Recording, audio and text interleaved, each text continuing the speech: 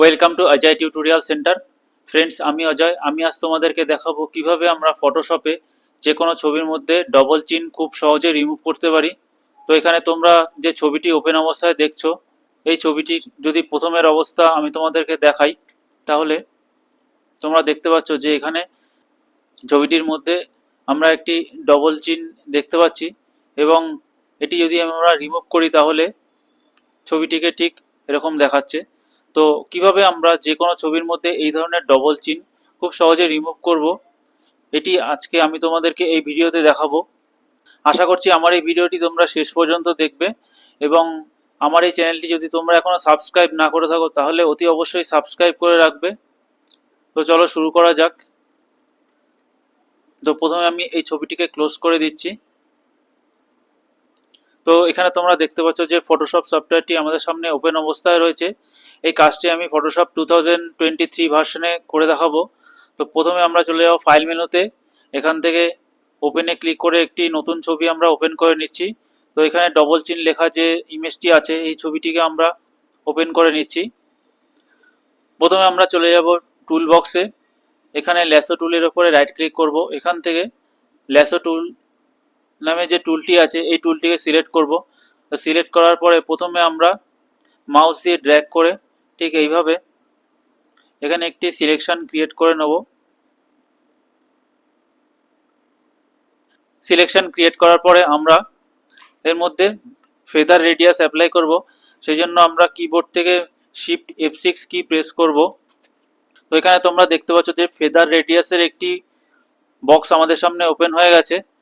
এখানে আমরা ফেদার রেডিয়াসটি 1 রাখবো। যেহেতু এখানে ইমেজ সাইজটি কম আছে সেই জন্য আমরা এখানে ফেদার রেডিয়াস 1 রাখছি। তো এবার আমরা ওকেতে ক্লিক করব। তো এখন তোমরা লেয়ার প্যানেলের দিকে যদি তাকাও তাহলে দেখতে হবে যে এখানে একটি ব্যাকগ্রাউন্ড লেয়ার নামে একটি লেয়ার রয়েছে। এবার আমরা এই লেয়ারটির দুটোই ডুপ্লিকেট কপি লেয়ার ক্রিয়েট করব। তো সেই জন্য আমরা কিবোর্ড থেকে কন্ট্রোল জে প্রেস করব, আবার আরেকবার কন্ট্রোল জে প্রেস করব। তো এখানে একদম ওপরে যে লেয়ারটি রয়েছে এই লেয়ারটির ওপরে রাইট ক্লিক করব। তো এখান থেকে ক্রিয়েট ক্লিপিং মাস্ক যে অপশানটি আছে এখানে ক্লিক করব। তো এই লেয়ারটি ক্লিপিং মাস্কে পরিণত হবে।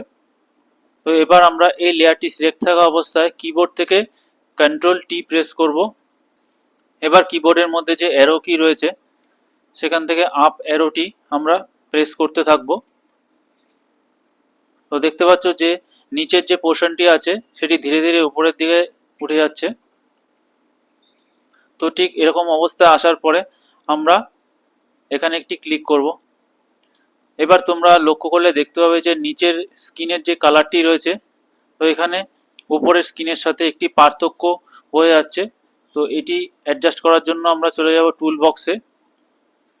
এখান থেকে আমরা ইরেজার টুলটিকে সিলেক্ট করব। তো ইরেজার টুলে ক্লিক করার পরে এর প্রপার্টি বার ওপরে শো করছে। এখান থেকে আমরা ইরেজার টুলের যে ব্রাশটি আছে সেটি আমরা এখানে সফট ব্রাশ সিলেক্ট করব, এবং এর অপাসিটি রাখবো 40%, ফ্লো 100%, স্মুথনেস আমরা এখানে 100% রাখবো। এবার আমরা মাউস দিয়ে ধীরে ধীরে এখানে ড্র্যাগ করব।